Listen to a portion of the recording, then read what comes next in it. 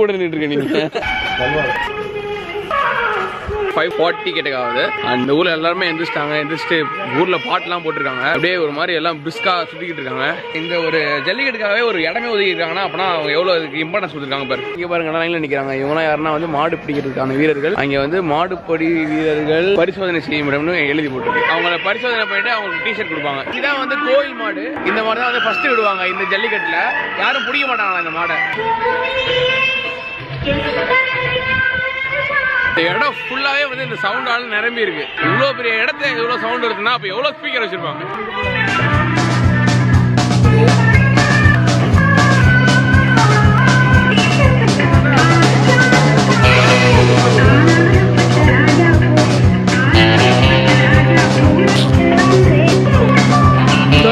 வெற்றிகரமாக நாங்க மேல ஏறியாச்சு. இந்த ஒரு இடத்துல ஏறி அங்கிருந்து தாண்டி வந்தோம். ஒரு சப்வே சஃபர் மாதிரி வந்தோம். இங்க நிக்கிறதுக்கு வந்து ஒரு ஆளுக்கு வந்து 500 rupees வாங்கிருக்காங்க. 2000 rupees நாங்க பே பண்ணிருக்கோம். இங்க இருந்து வீடியோ எடுக்கிறதுக்கு கொஞ்சம் நல்ல வியூ இருக்கும்.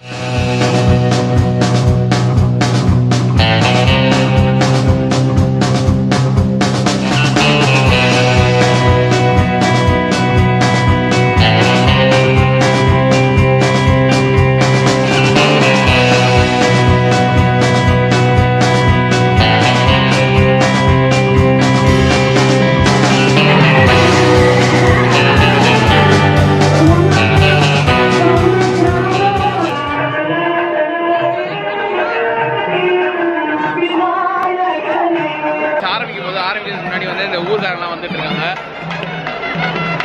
அண்ட் ஃபர்ஸ்ட் டைம் வந்து கோயில் மாடு போயிடுச்சு. அதுவும் அங்கே நிற்குது. சாரி வந்து இங்கே நிற்குது. தெருவா அது. ஓகே, ஸோ இப்போ இந்த கிராமத்தில் இருக்க ஒரு தெருவுலேருந்து ஆளுங்க வராங்க. ஒரு தெருவாக போகிறாங்க.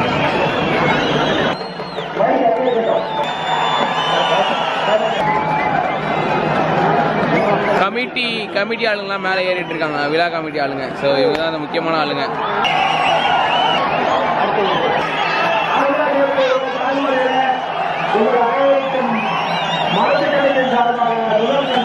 தெரிவித்துக் கொள்கின்றோம்.